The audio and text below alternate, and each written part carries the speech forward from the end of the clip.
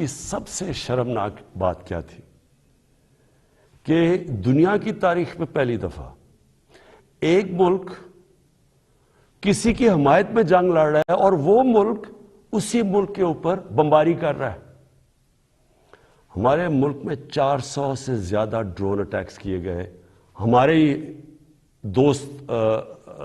کہ جس کے لیے ہم جنگ لڑ رہے تھے. اس سے بھی زیادہ شرمناک چیز کیا ہے کہ ملٹری ڈکٹیٹرز تو ہمیشہ تاریخ ہے پاکستان کی کہ وہ ہمیشہ چاہتے ہیں کہ دنیا ان کو ایکسیپٹ کرے، ان کو مانے، ان کو لیجٹمائز کرے، اور وہ ہمیشہ آسان ہوتے ہیں سپر پاورز کے لیے استعمال کرنا. لیکن جنرل مشرف کے دور میں تو صرف 10 ڈرون اٹیکس ہوئے. لیکن جو 2 ڈیموکریٹک لیڈرز آئے،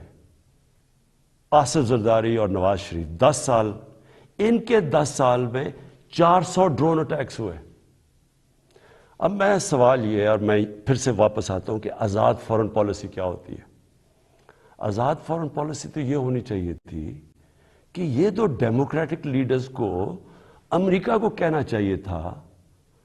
کہ ہمارے جگہ پہ بمباری کر رہے ہیں، ہمارے لوگ مار رہے ہیں، اس میں عورتیں بچے مار رہے ہیں، بے قصور لوگ مار رہے ہیں، تو کیا 2 ڈیموکریٹک لیڈرز کو سٹینڈ لینا چاہیے تھا اس کے اوپر؟ ایک سٹیٹمنٹ نہیں دی دونوں نے، بلکہ آصف زرداری نے اس کو ایک باب وڈورڈ جو بہت بڑا صحافی ہے امریکہ کا، وہ اپنی کتاب میں لکھتا ہے کہ اس نے، آصف زرداری نے امریکہ کے آرمی چیف کو کہا کہ کولیٹرل ڈیمیج سے مجھے کوئی فرق نہیں پڑتا جو ڈرون اٹیک سے جو بے قصور لوگ مرتے ہیں. اور یہ کیوں ہے؟ میں صرف آپ کو اس لیے یہ شروع میں بات فورن پالیسی کی یہ اس لیے ہے کہ جب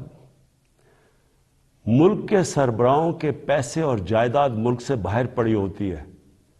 جب ان کے اربوں ڈالرز کی پراپرٹی اور بینک بیلنسز اور آف شور اکاؤنٹس ہوتے ہیں، وہ کبھی اس ملک کی بہتری کے لیے فائدہ نہیں کرتے، وہ اپنے پیسے بچانے کے لیے کرتے ہیں. اور آج